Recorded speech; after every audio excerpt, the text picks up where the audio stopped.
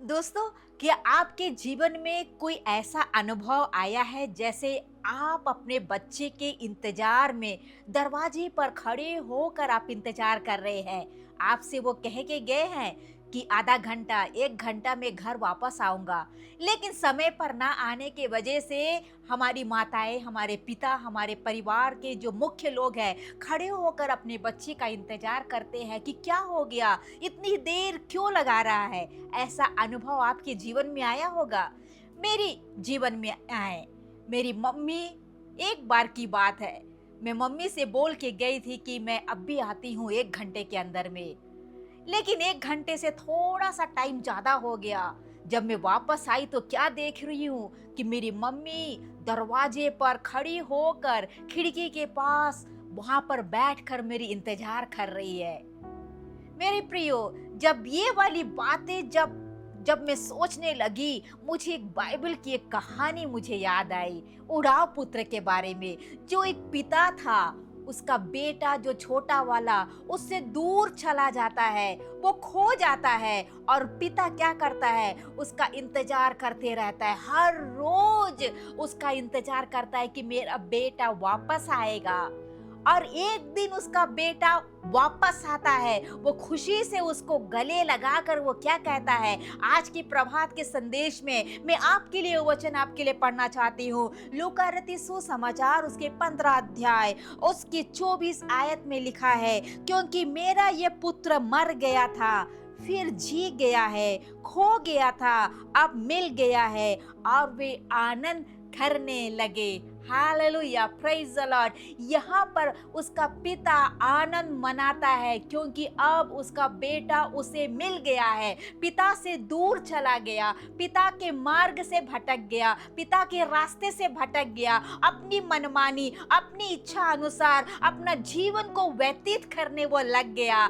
बहुत मौज मस्ती के साथ में उसने पिता को छोड़कर उसने अपना जीवन की शुरुआत की, लेकिन आगे जाकर उसका जो रास्ता है आगे जाकर नुकसान में हो गया और उसके जीवन में समस्याओं से भर गया। एक ऐसी हालत, एक ऐसी परिस्थिति उसके लिए इंतजार करके बैठी थी, एक व्यक्ति कि उसको सूअर के बीच में उसे रहने के लिए एक नौबत आ गया।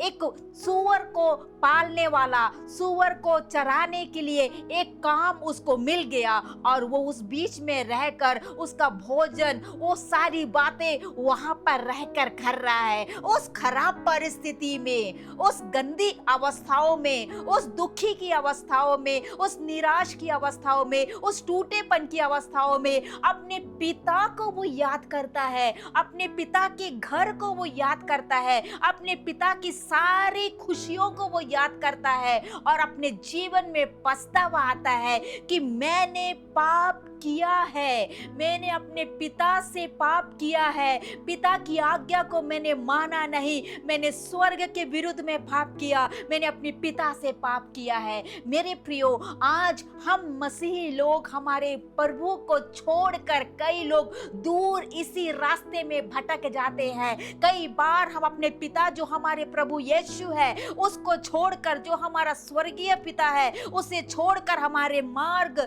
दूसरी ओर भटक जाते हैं। आज हमारा पिता जो यीशु है आपका इंतजार करके खड़ा है, मेरा बेटा, मेरी बेटी कौन सा दिन में मेरे पास आएगा जब मैं उसे गले लगाऊंगा और आनंद मनाऊंगा। कई बार हम पिता से दूर होकर, हम उसकी संगति से दूर होकर पाप के रास्तों को हम चुन लेते हैं, संसार की अभिलाषाओं को हम चुन लेते हैं, संसार की बातें हमारे मन में आती है, हमारी इच्छाओं से अपने रास्तों को चुनकर हम परमेश्वर की आत्मिक जीवनों से भटककर संसार की रीति के अनुसार में जब चलने लगते हैं, उस वक्त याद रखना, अगर उस वक्त, उस हालात में, उस रास्ते में, परिस्थितियों के बीच में जब आप भटक चुके हैं, नष्ट होने जा रहे हैं, जीवन में बहुत ही खराब कंडीशन में आप पहुंच गए हैं, उस वक्त यदि आपने यीशु को याद किया, अपने पिता को याद किया, परमेश्वर को याद किया, तो वहां से उठिए और वापस यीशु के पास में लौट कर आइए, क्योंकि यीशु आपको गले लगाना चाहता है। हालेलुया। वो आपको देख के बैठा है कि मैं आनंद करूंगा, मेरा बेटा कब वापस आएगा। यदि आज हमारी सिचुएशन परमेश्वर के स्पिरिचुअल लाइफ से, आत्मिक रीति से दूर भटक गई है, हमारा रास्ता दूर चला गया है, प्रभु यीशु हाथों को वो खोलकर, फैलाकर आपको गले लगने के लिए वो इंतजार करके आपके लिए वेट कर रहा है। मेरे प्रियो, क्या आप लौटने के लिए तैयार है? उस दिन स्वर्ग आनंद करेगा। परमेश्वर से कहे, प्रभु मैंने तेरे विरुद्ध में और स्वर्ग के विरुद्ध में मैंने पाप किया है, तेरी संगति को छोड़कर मैं चला गया था, आज मैं तेरे पास में लौट कर आता हूँ। इस वचन के द्वारा प्रभु आप सभी को आशीष दे।